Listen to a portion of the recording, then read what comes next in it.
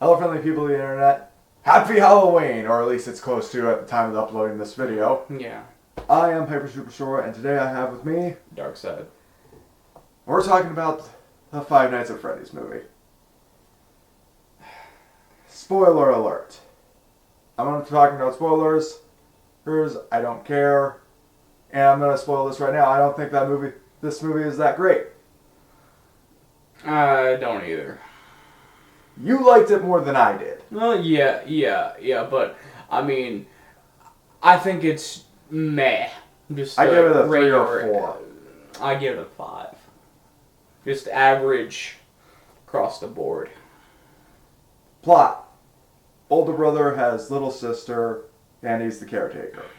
Problem is, he's obsessed with this thing that happened beforehand, where another little sibling of his, brother, kidnapped, died, and he can't hold the job because of the trauma, including this. Yeah. Then this night guard position in an old abandoned pizzeria falls into his lap. It doesn't just randomly fall into his lap. We'll figure out about that later. So, one problem. It's nights. Yeah. Can't work nights. Yeah. But he doesn't really have much of another choice. So he works nights, and conveniently his name is Mike. Yeah. I wonder why that matters in the lore. Wink, wink, nudge, nudge. Yeah. So, works nights, still trying to do his thing. Then, cop shows up. Yeah. Vanessa. Yeah. Lovely. And I'd like to point out, he works, what? 3 or 4 days. Well, yeah. 3 or 4 nights completely fine and unscathed. First 2. Well, yeah. The first 2 nights he works completely fine and unscathed. Nothing, like, really... He's just sleeping. Like, really nothing happens. Yeah, he's just sleeping, and then... From Okay, there, okay, kooky that's 'cause- shit starts to happen. Because he's dreaming, thinking that everything in the mind is stored. So he's trying to dream about the time that he lost his brother. Mm-hmm. And figure out, like, anything. Mm-hmm. Any little detail that he can to find out whoever the identity of what. The kidnapper / murderer is. Yeah. And something changes. He turns around, And there there's are a whole 5 bunch of kids. 5. He asks them for help. They scatter on the 3rd night. He grabs one of them. One of his arms gets cut. In the dream and in real life. Kid has black eyes, tears coming down, blah, blah, blah. Yeah. That's when Vanessa shows up. It's just like, what happened to your arm? I don't know. Yeah. That's new. Yeah. She's trying to steer him away from investigating that since she knows who the fucking murderer is. Spoiler, it's Daddy Dearest. Yeah. But she doesn't just tell him that. Springlock suit, that's important. Springlock suit, that's important later. Mm-hmm. But another point. Oh yeah, figure. We saw the last Security guard get killed by this stupid mask. Which, fun fact, was supposed to be Markiplier, but since he was going to be... He was busy making his own fucking movie. Mm-hmm. He was busy making his own movie. But that would have been Markiplier. And they would have killed him. Yeah. Well, fuck you too. But yeah. At one point, we figure out the bitch of an aunt that he has is trying to get custody of his sister. Yeah. Merely wanting the money. So she hires some goons to destroy the place that he works at. Mm-hmm. And they all get killed. Yep. By the animatronics. Of course. There are animatronics in this movie. Why wouldn't there be? Yeah. And honestly, oh fuck. I don't have the best trained eye when it comes to noticing CGI, but please, did you think the animatronics were CGI'd? No, they were not. I did not think that they were. Fucking God. If they were, Anger. That bumps it down to a 2. I mean, they got Jim Henson's Creature Shop to actually make those, so that they're actually practical. They aren't CGI. Yes, and they were good. Yeah. Thankfully. Anyway. Where was I in my plot synopsis? Yeah. Goons trashed the place, they all die. One of them was the babysitter. Her that Mike hired for his little sister, Anne. Abby? Yeah. Anagram for baby, you figure out why that's important later. Yeah. So he has to bring her with him. And it's just like she makes friends with the animatronics. Also, a detail I hated is that when they're evil, their eyes are all red. Yeah. I'm just like, why do that? Yeah. They're always fucking killer animatronics. Hicks. Seeing the red eyes is just like an indicator of, I'm going to kill you. Exactly. And later on, they even get even redder. Yeah. Anyway. She makes friends with them. He gets a dream again. And they tell him, we can let you have this, but we want something in return. We want your sister. And in a moment of weakness, he says yes, and they went, that's all I needed to hear. Wait, no! Yeah. They try to kill him, he escapes, but Golden Freddy picks her up and is just like, yep, and kills the aunt who was babysitting. Is that the bite of 87? No, that happened beforehand, too. Yeah. Anyway, killed the aunt who was babysitting since Vanessa told him, like, don't bring the kid here again. That is very stupid and dangerous. Try not to kick the camera, Gavin. Yeah, very stupid and dangerous, but he has no other options. Either take her or have the aunt babysit. Yeah. Both, I don't think, are good options. No. Aunt's dead, Golden Freddy picks it up. Corey Ketchum reference. Yeah. Oh, there was also a Matt Pat reference, too. He was in this movie as well, by the way. Yeah, he was the waiter when she was hiring the goons. Yeah. Neat. So yeah, she gets dropped out of Hayes with Golden Freddy, who shows up. Look, that's the only time the Golden one shows up. So Yeah. neat. Tries to kill her with spring locks. Alex's brother's able to help because apparently zapping them electronically, using tasers and stuff like that, shorts them out. Yeah. Out to get the stall for time. He's able to save her. Vanessa comes in to help because guess who it is? Yeah. Golden Bonnie, her dad, the guy who hired Mike Springtrap. Yeah, He's just totally like, nice. I want to take the whole set. Yeah. What the fuck is that suit made of if he is able to survive the bullet? No, it's probably very thick. That's why. Gavin, I'm going to hold several pillows in front of you and I'm going to shoot you with the gun. Are you going to trust me with that? Yeah. Actually, depending on the material and depending on the thickness and depending also on the caliber of the bullet, you can survive, and the bullet will not penetrate. I'm not going to hold them to that. But Lord knows somebody's going to make that test, and you're probably going to get proven wrong. Anyway, yeah. It was said earlier on that pictures are the way kids communicate. Yeah. And he's using pictures to control the animatronic spirits. Yeah. So Abby's able to rip off a photo, put her own on, and watch as the animatronics kind of just stand there. Yeah. Ironically enough, the animatronic that did the most things in this movie was the cupcake. Yeah. As the spring locks fail on Afton. Yeah. Yeah, the cupcake has the most kills in the movie. Yeah. Yeah, the cupcake has the most kills in the movie. The cupcake does the most fucking things. Mm-hmm.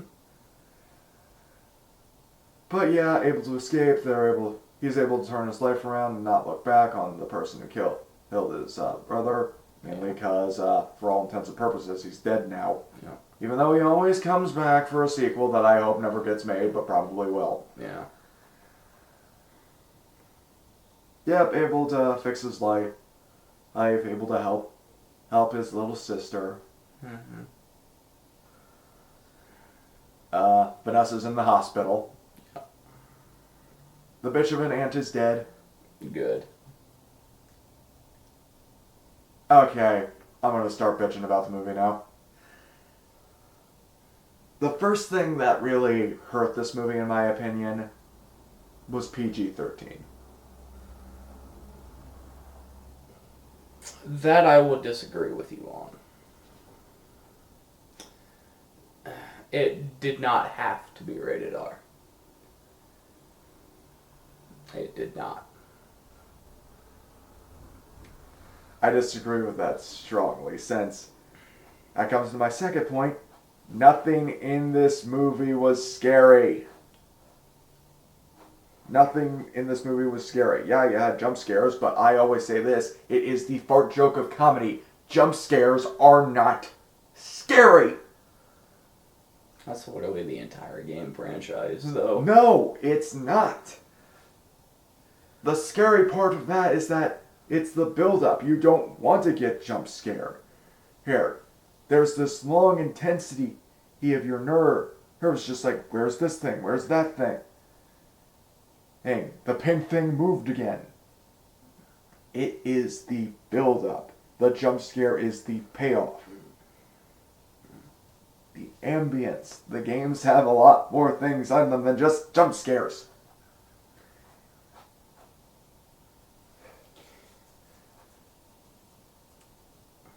Like, this movie is not scary. It gives you the exact scares you think that are going to happen at the exact points you think they're going to be made.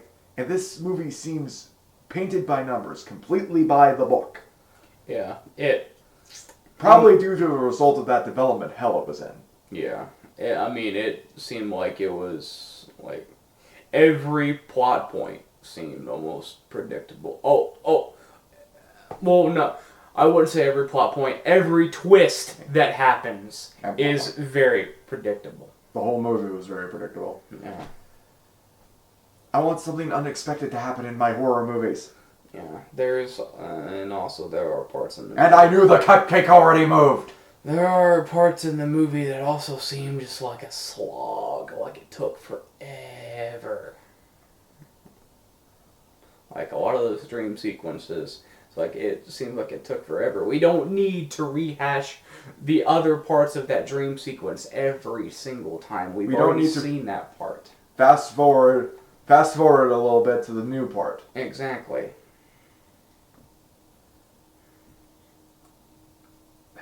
What was? Characters. Do you got anything nice to say?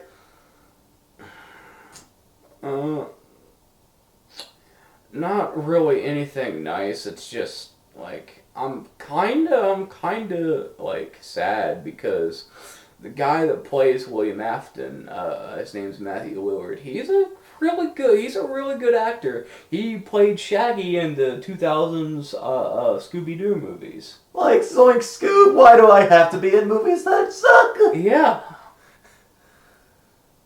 No, he was good. Mm-hmm. I just wouldn't have made him, the main villain. Yeah.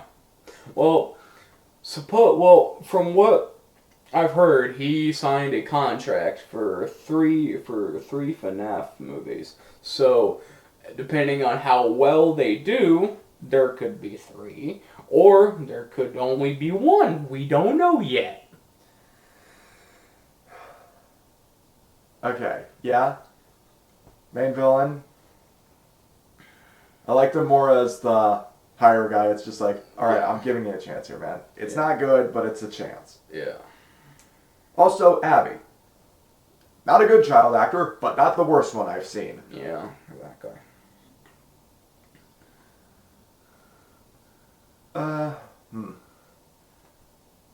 like, no one really has much character, really. Yeah. Yeah. Like, generic child character, or generic, or fucking girl with trauma issues. Generic daddy issues. security guard, essentially. Yeah, Mike is the one character I think has something. Yeah. The whole backstory with his brother Mm-hmm. and being obsessive. Mm-hmm. But it's just generic, I cannot let go of past. Yeah. Again, it plays so fucking safe. And that is not what this series is about. Because remember, Scott Cawthon, the guy who made the games, the first FNAF movie, first FNAF movie, I'm talking about that. The first FNAF game was going to be his last game. Mm-hmm. That was his final Hail Mary, and look! And also, I'm kind of disappointed because Scott Cawthon co-wrote this fucking movie.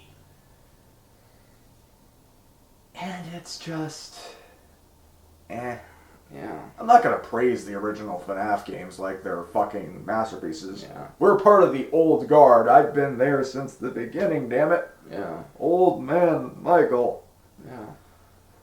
Yeah, we grew up playing them, but yeah, I mean, they're good games. They have their problems, just like this movie has its problems. It's so forgettable. Yeah. Like, I am trying to Yeah. remember stuff. We saw this yesterday. Yeah. Same. Yeah. And I'm just like, one ear and out the other. Yeah. There's a lot that we skipped over, I think. But, And it's not even that, well, you didn't talk about this because you don't want the video going too long. We can't remember what happened.